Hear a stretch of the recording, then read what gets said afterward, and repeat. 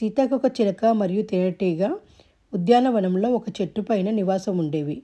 అలా అవి మంచి స్నేహితులయ్యాయి. ప్రతిరోజు దినచర్య ప్రారంభించడానికి ముందుగా పూలపైన వాలి యోగక్షేమాలు మాట్లాడుకునేవి. అలా ఒకరోజు వర్షాకాలం వచ్చేసింది. ఆ రోజు నిర్విరామంగా వర్షం పడుతూనే ఉంది.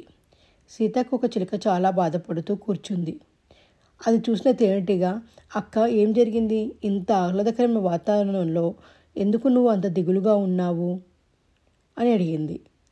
అప్పుడు సీతాకోకచిలుక అన్నది, ఇంత మంచి ఆహ్లాదకరమైన వాతావరణాన్ని ఆనందించడానికి బదులుగా నాకు ఆకలి ఎక్కువగా వేసి చాలా బాధ పెడుతుంది. ఈ వర్షం వల్ల నేను బయటకు వెళ్ళి ఆహారం తెచ్చుకోలేకపోతున్నాను.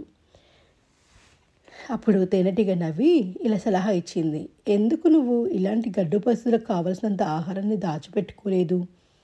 భవిష్యత్తు పరిస్థితుల కోసము దాచిపెట్టుకోకపోతే ఇలా ఆకలితో బాధపడుతూ బ్రతకాలి.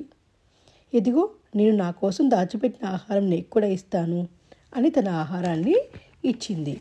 ఎవరైతే వాళ్ళు సంపాదనలో కొంత భాగం భవిష్యత్తు కోసం దాచుకుంటారో అది ప్రతికూల పరిస్థితులలో ఉపయోగపడుతుంది.